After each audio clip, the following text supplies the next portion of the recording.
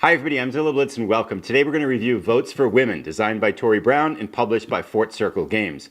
In this game, you fight either for or against women's suffrage in the United States over an 80-year, 6-turn campaign. Now you can play this pro-suffrage solitaire, you can play it pro-suffrage cooperatively, or you can play it two-player opposed, with one player playing pro-suffrage and one player playing anti-suffrage. Let's jump in and get started with our review. I want to start by saying making an educational game is really hard to do. Not only do you have to get the design right and the gameplay right, you also have to weave in an educational element that doesn't detract from the gameplay. Most educational games get one or two of those things right. It's rare when an educational game gets all three of these things right. Votes for Women gets all three of these things right. Design, gameplay, and educational elements are all top-notch. Let's start by talking about the design. The components, all top-notch. Really nice mounted board. I love the visual design. Everything plays really smoothly. The rulebook is organized, clear, and easy to follow. It's a very easy game that's not going to take you long to get up and execute and play well and play accurately. The even attention to detail they include in terms of adding extra pieces for components that you might lose. So you can lose a couple of pieces of pretty much everything in here and you still don't have to reach out to the company to have them send you replacements. I'd also want to mention, in many ways, this feels like a museum in a box because you've got this panoply, if you would, of historical artifacts that kind of help bring you into the mood of playing the game. And we'll talk more on that when we talk about the educational elements of the game. But yeah, the components on this, the richness of the production, the rule set, the attention to detail are all really, really solid in this game. And you can tell that this game has gone through a ton of game testing and gameplay and beta testing to bring it to its final evolution. Let's talk about gameplay, and it's important to note there are three modes to this. Now, one mode is you play it solitaire, pro-suffrage. A second mode is you play it cooperatively, two-player, pro-suffrage. And then a third mode is you can play it opposed, with one player playing the anti-suffrage movement and one player playing the pro-suffrage movement. I've yet to play it opposed. I've played it both cooperatively and single-player, solitaire. And that's where I really feel like the heart of the game is, because playing the anti-suffrage side is a little bit dark. And I feel like when I've played with two people, we both wanted to play pro-suffrage, and it plays really nicely that way. Now, I will say the flow of the game is really, really sharp. However, it does feel in its default difficulty to feel a little bit easy to me.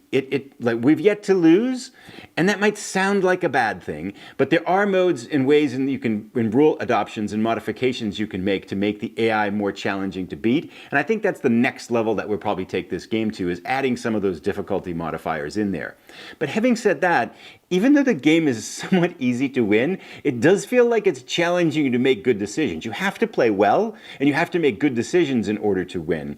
But the gameplay, in many ways, what's the right way to put it? It's kind of like playing a Marvel movie. You're going to start out at the beginning and things are really dire and you think it's hopeless.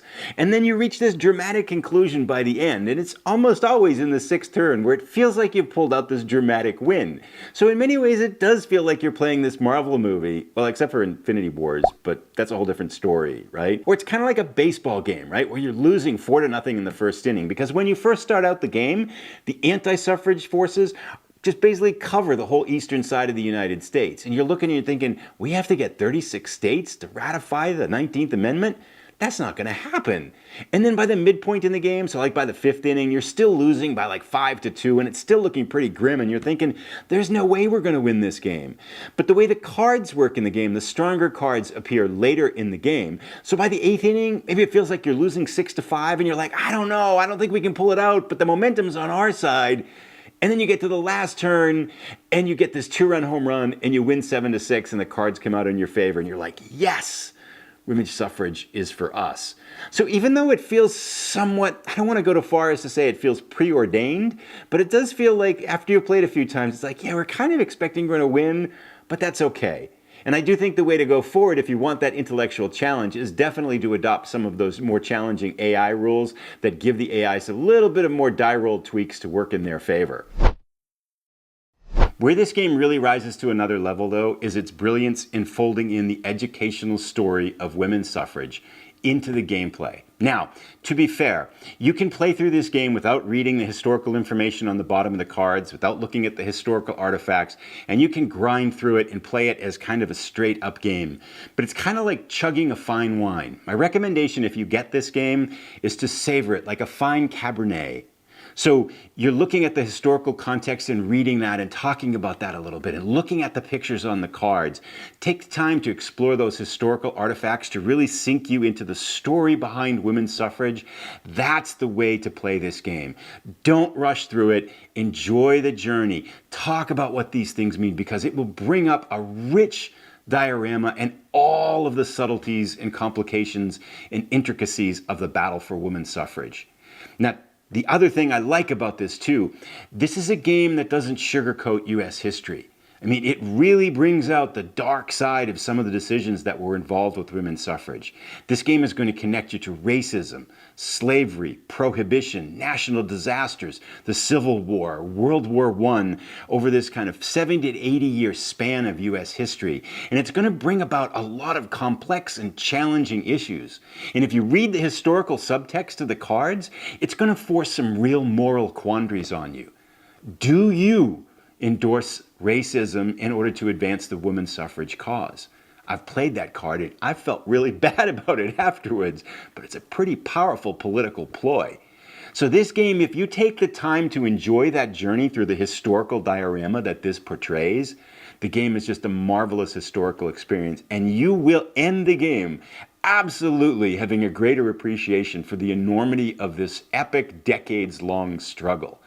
It's by far one of the best educational game experiences I've had in board gaming or any sort of gaming. The thing that strikes me too, that really drove home to me was this was an 80-year battle, even longer because of course it started before this game and it still goes on today in certain circles. But it's amazing to think how slow and plodding and tough, and you'd make 2 steps forward and 1 step back, and how heroic and epic a battle this was over the course of many decades. A fantastic appreciation for the tides of political change and how things move slowly when it comes to human attitudes.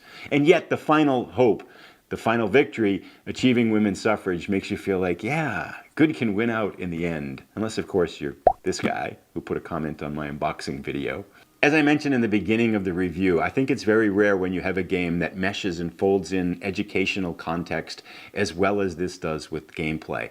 If there's only one wish I did have, is that I found myself often wanting more after reading the historical information on the bottom of a particular card. Like I wondered, what is that? And that's not necessarily a bad thing, and it might be beyond the scope of this game, but it would have been really neat to have a booklet that had more information about each of the cards or the characters in the cards, because a lot of these cards, you look at the picture, you look at the image, and you read the context, and you're like, there's a story there.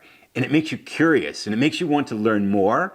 Ultimately, I think that's what a great educational game does, is that it sets this stage and it picks your curiosity. You learn a ton, and yet you want to learn more. So yeah, I've had a marvelous time playing this game from an educational and gameplay perspective.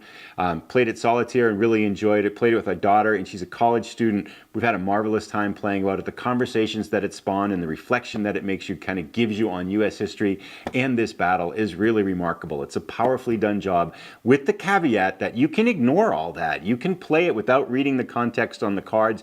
Play it as a straight up just board game. But I think you're missing the sweetness of the game if you do that. Gets back to that idea. Take your time, enjoy this as a fine wine, because it is a marvelous experience if you do that. Final resolution, what do I think about this game? Big thumbs up for me. This game is a marvelous educational game, which is a rare gem in our world today. If you are an educator, the potentials to use this in a classroom or to use it with students as a project-based thing, to pick their curiosity and to bring women's suffrage in this era of history to life, it's absolutely top-notch.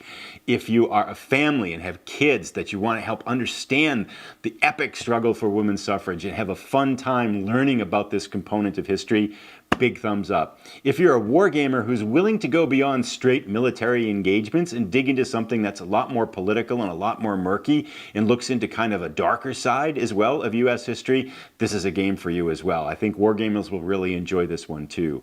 So there you go. Votes for Women from Fort Circle Games, designed by Tory Brown. Big thumbs up. I heartily recommend it. It's been just a joy to play. Congratulations to the designer and the company on this marvelous second game.